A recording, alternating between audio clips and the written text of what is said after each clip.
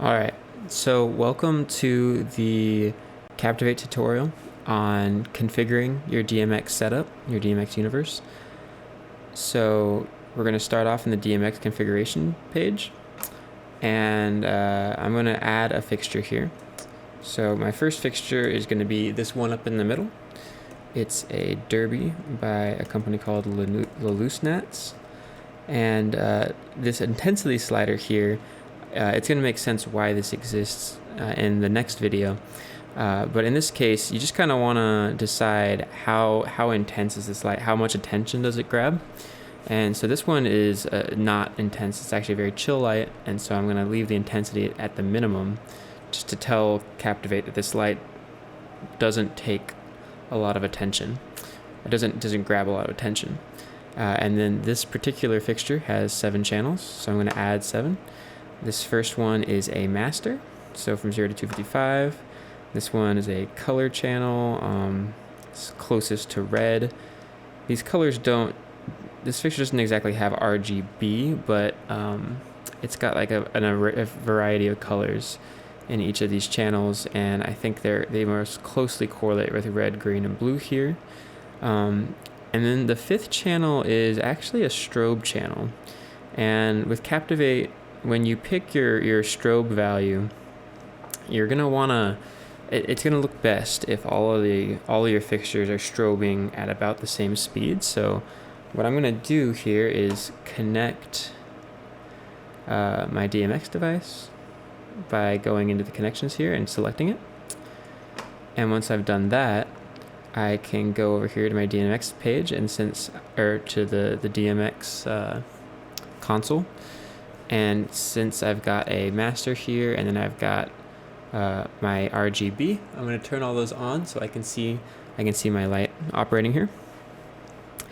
And so right now, let's see, I've got this strobe speed here, and I'm just going to start to kind of play with it, and you'll see it start strobing a little faster, and that's a little too fast. So I think for this light, I like the strobe speed of about 200, and that's what I'm going to shoot for in all of my fixtures, actually, is about this same speed.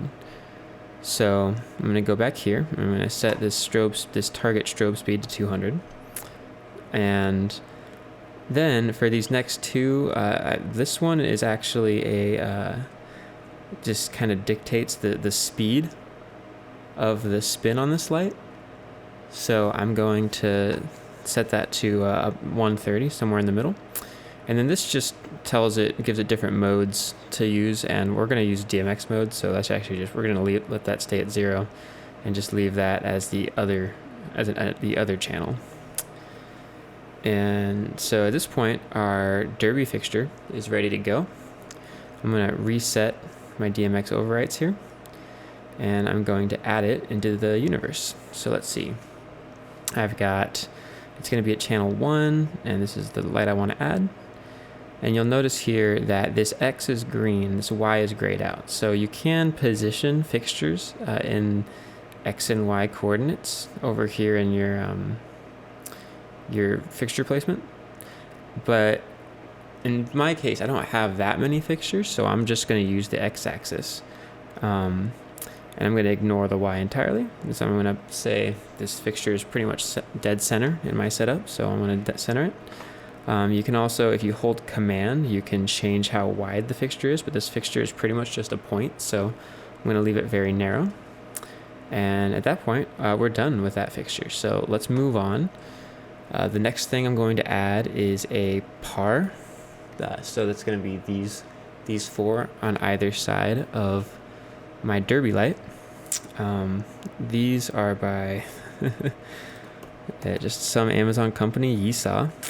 I'm going to set the intensity of these lights. It's a little higher. I'm going to set it about here, about like 1/3 of the way up.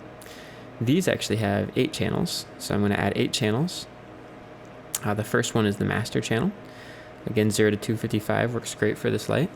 And then I've got some more colors. So I've got a red, a green, and a blue. All right, and then we've got a white in this one as well. And another mode parameter that I don't really think I want to take advantage of here, so I'm going to move on from that one. And then we've got another strobe speed here. And I looked at this one earlier, and a good strobe speed for this light is about 240. So I'm going to tell it to strobe at 240. And then we've got another channel here that I'm not really interested in using, so I'm just going to leave that to default at 0. And so at this point, this light is ready to go. So I'm going to add it over here. And actually, before I do that, I need to add a couple different fixtures first. So I'm going to add a strobe by Dragon X. That's the fixture just above the derby light in the middle. This one is very intense, so I'm going to put the intensity all the way up. I really only want it to be flashing in the most intense scenes. And this one has just 3 channels, so this will be quick. We have first a master from 0 to 255. We have our strobe channel. And again, I checked this light earlier, and I know that 250 is about a good speed that matches up with my other lights. And then the third one is just kind of like the shape of the strobe, like like ADSR curve. So I really don't care about that. I'm just going to leave it at the default at 0 and not worry about it too much. And then the last light I'm going to add, I've got a dimmer box, a little DMX dimmer, 4-channel dimmer. And so that allows me to basically control the light strings and also these 2 lamps in front of me. And so even though it's technically a 4-channel fixture, I'm actually going to, in this case, treat each light as an individual fixture, since Captivate works best when you can kind of tell it where each light source is. So I'm going to call these just a light string. No manufacturer there. Doesn't really make sense. And then maybe like 2/3 of the way up for the intensity, because these lights do get pretty bright. And these are just going to have 1 channel. It's going to be the master channel, because it's going to control just how bright the light is. We don't have any way of controlling the color or anything. So anyways, at this point we have kind of our 4 basic lights. And the next thing I'm going to add, I know that my strobe is at channel 8, so I'm going to add that. As far as the X and Y coordinates goes, the strobe sits just above the derby, so I'm just going to leave it there. And now I've got from channels 11, 12, 13, and 14, I've got my light strings. So I'm going to add those here. And I've got 4 of them. So I'm going to add 1 over here on the left. I'm going to add this one. Just kind of this lamp right here is pretty close to me. I've got this one here, which is just this lamp on the opposite side, so also pretty close to the middle. And then this light string, which is, quite far to the outside as well. And let's see. I kind of like how those are placed now. So let's move on to the last thing we've got, which is our power lights. And again, these are the 4 lights that sit on either side of the derby. So let's add those. We got one at channel 15. I've got one at channel 23. I've got one at channel 31 and one at channel 39. And so here, let's see, I think this one looks like it would look good about there. This one looks like it would look good about there. Just kind of trying to figure out roughly where these sit in space relative to each other. It doesn't need to be perfect, and you can always tweak this later on. So just kind of do what feels right, and then we can see how it looks. So at this point, we've connected our DMX, our USB DMX device. So we should be able to communicate via DMX with our lights.